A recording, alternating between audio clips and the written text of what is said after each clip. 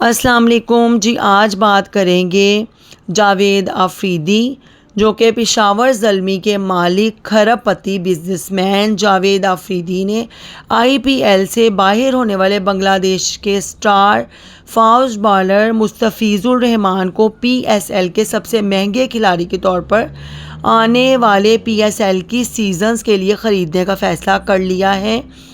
Report کے مطابق جاوید آفریدی نے پشاور زلمی کے مینجمنٹ کو اپنے فیصلے سے آگاہ کرتے ہوئے کہا کہ مستفیض الرحمان کو چاہے 10 کروڑ میں بھی خریدنا پڑے تب بھی اس کو خریدا جائے۔ اگر کوئی اور فرنچائز 10 کروڑ میں خریدنا چاہتا ہو تو ہم 11 کروڑ میں خریدیں گے۔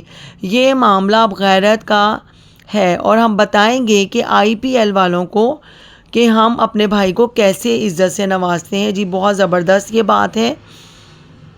پاکستان اور سری لنکا کے درمیان پہلا T20 میچ آج دمبولا میں کھیلا جائے گا۔ کپتان سلمان آغا کہتے ہیں کہ سیریز سے ورلڈ کپ کی تیاری میں مدد ملے گی۔ بابر، شاہین اور رضوان میگا سٹارز ہیں، لیکن ٹیم میں شامل کھلاڑی بھی پاکستان کا مستقبل ہیں۔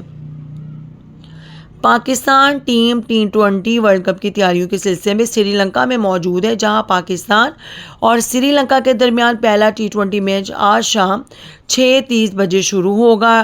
قومی ٹیم کے کپتان سلمان علی آغا نے پریس کانفرنس میں کہا کہ سیریز ورلڈ کپ کی تیاریوں کے لیے اہم ہے۔ ٹیم میں شامل کھلاڑی پاکستان کا مستقبل ہیں۔ بابر، شاہین اور رضوان پاکستان کے میگا سٹارز ہیں۔ دمبولا میں بارش کے باعث پاکستانی ٹیم کا پریکٹس سیشن منسوخ کر دیا گیا۔ سیریز میں بابر اعظم، شاہین شاہ آفریدی اور بعض سینئرز کھلاڑی شامل نہیں۔ شاداب خان کی طویل عرصے بعد ٹیم میں واپسی ہوئی ہے۔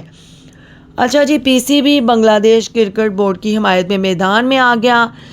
بھارتی اقدام کے خلاف پی سی بی دیگر بورڈ کے ساتھ ہوگا۔ ذرائع کے مطابق بنگلہ دیش کو بھی حق ہے کہ ٹیم بھارت نہ بھیجے۔ ذرائع پی سی بی بھارتی اقدام کے خلاف پی سی بی دیگر بورڈز کے ساتھ ہوگا۔ آئی سی سی نے اب تک کوئی فیصلہ نہیں کیا۔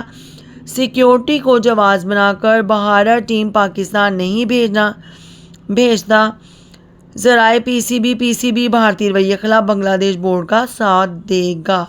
جی یہ آج کی تھی کھیلوں کی خبریں۔ اچھی لگی تو سبسکرائب کریں۔ اللہ حافظ۔